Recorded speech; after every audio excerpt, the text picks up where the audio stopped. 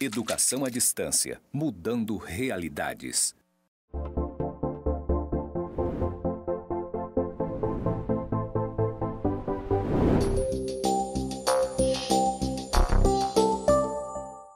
Olá, tudo bem? Eu sou Andréa Salles, sou professora formadora da disciplina Fundamentos das Ciências Sociais e Políticas.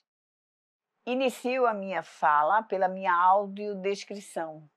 Eu sou morena, tenho 1,67 m de altura, tenho olhos castanhos, meu cabelo é ondulado, do tipo reto, cortado tipo Chanel. Eu estou usando um vestido azul marinho, com um colar de cristal também azul marinho e um par de tênis preto. Estou aqui do estúdio do IFRO, Porto Velho, Zona Norte. À minha direita tem uma parede de fundo branco, com pontos de ligamento cinza. E à minha esquerda tem uma parede também de fundo branco, com letras verdes, escrito EAD, mudando realidade. Então, a minha primeira aula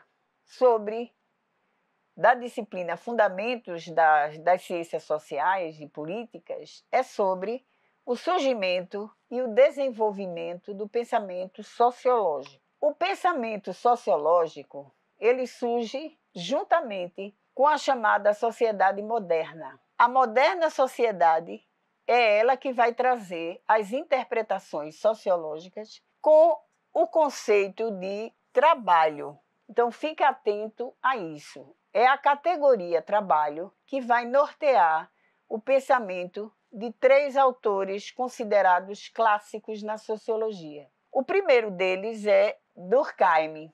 Ele trata o trabalho pela sua função integradora, ou seja, a moderna sociedade ela traz o trabalho assalariado e é a partir do trabalho com salário que o indivíduo se integra à vida em sociedade.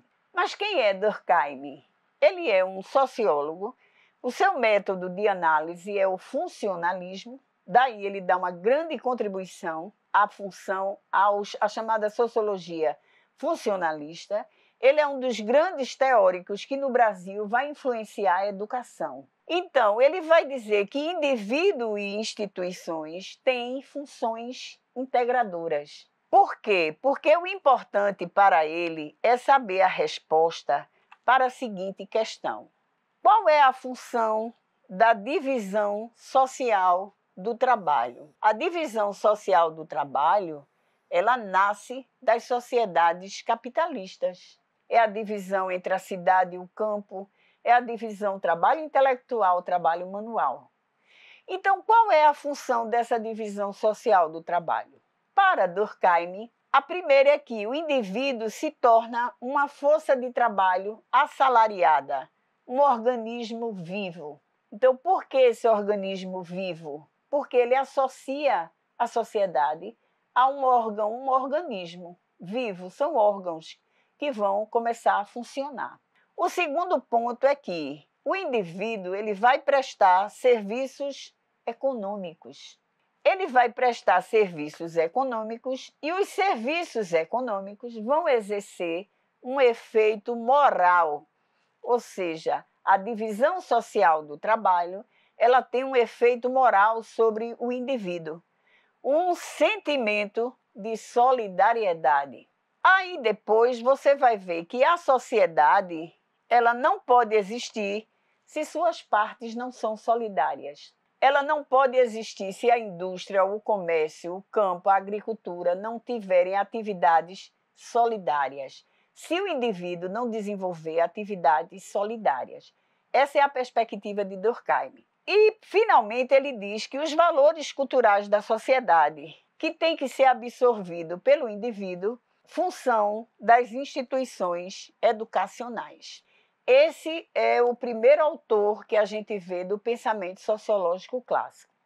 O segundo autor, que esse segundo autor também exerce muita influência no pensamento social do Brasil, é Max Weber. Max Weber vai falar do espírito do capitalismo e a ação racional. Lembrando que Max Weber é um entusiasta da modernidade. Ele é um crítico do mundo medieval, então ele vai defender a moderna sociedade a partir do conceito de ação racional. O seu objeto de estudo refere-se às ações dos indivíduos que teriam importância funcional, ou seja, não é qualquer ação, são ações práticas que têm sentido para o mundo prático.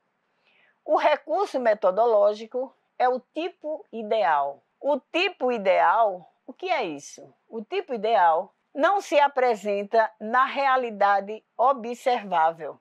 A moderna sociedade, ela é interpretada a partir de tipos ideais. Quais seriam esses tipos ideais? Ele vai partir do conceito de ação social. A ação social, ela pode ser um indivíduo, ela pode partir de uma multidão de desconhecidos, ela pode ser um partido político, associações profissionais, associações de diversas categorias sociais, contanto que ela tenha uma base de racionalidade. Então, é essa ação que ele passa a trabalhar em cima, a partir do conceito de ação social.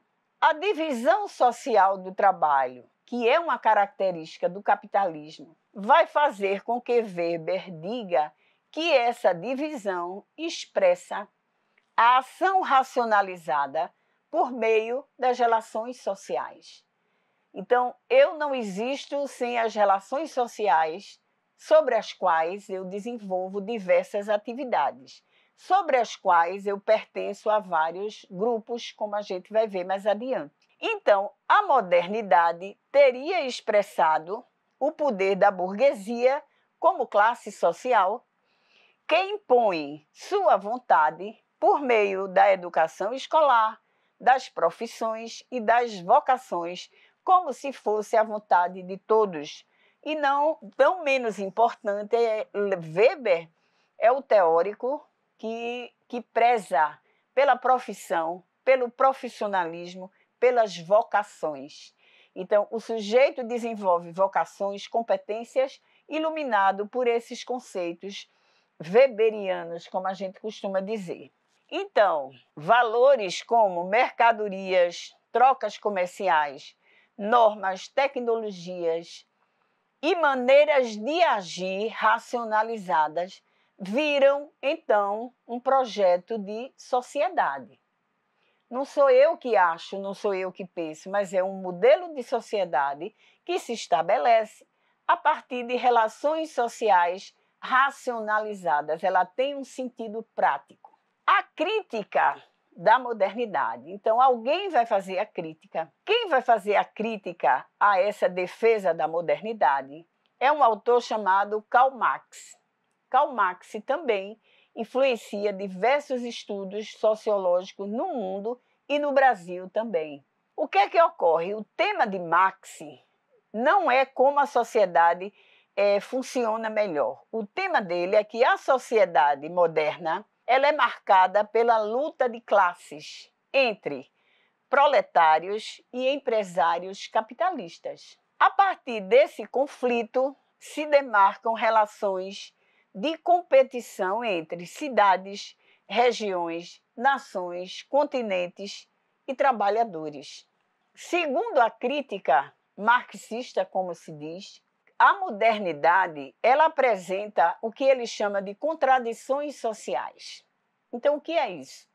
Isso significa, número um, que a burguesia, a classe poderosa que se torna dominante, ela renova os meios de produção, mas não transforma as relações de propriedade e distribuição de renda. Segunda contradição, o capital determina a ação dos homens, ou seja, atitudes, valores, posição social e valores se articulam à instituição, propriedade e renda.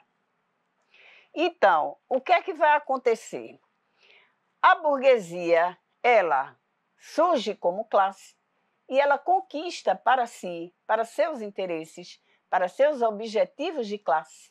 Esse Estado, que é representativo, moderno, e o poder político a fim de transformar interesses da classe burguesa em interesses nacionais.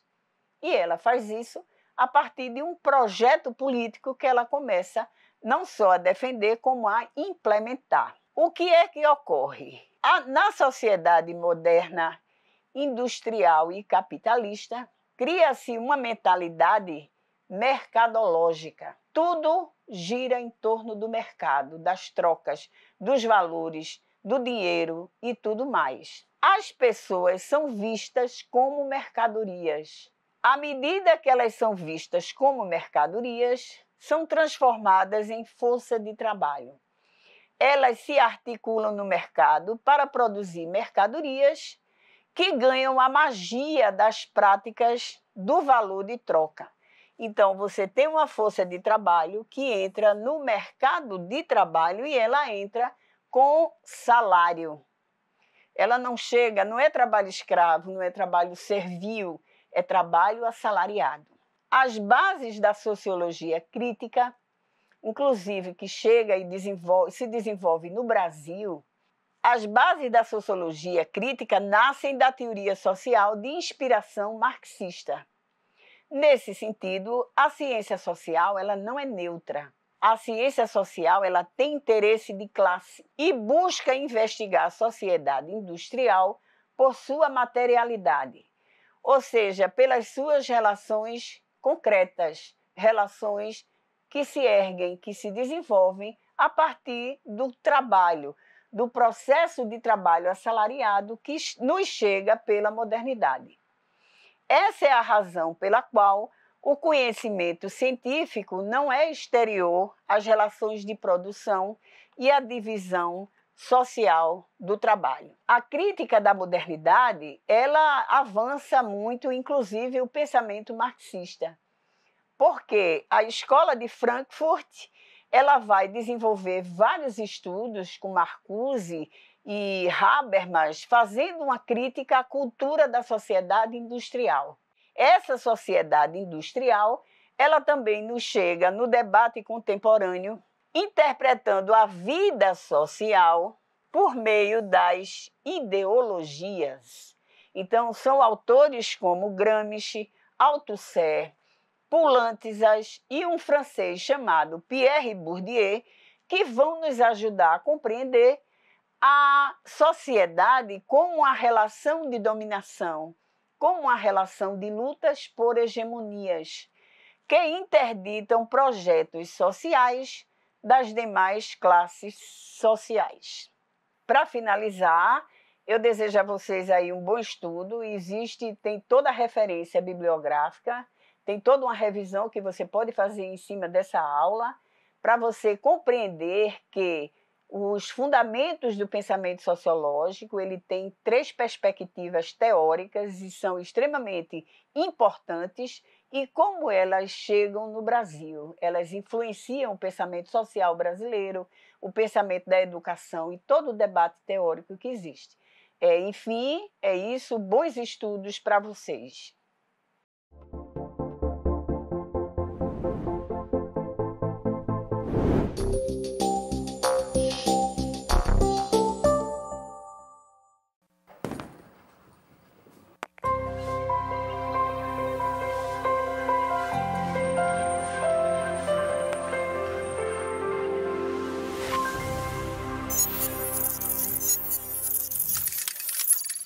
Educação à distância, mudando realidades.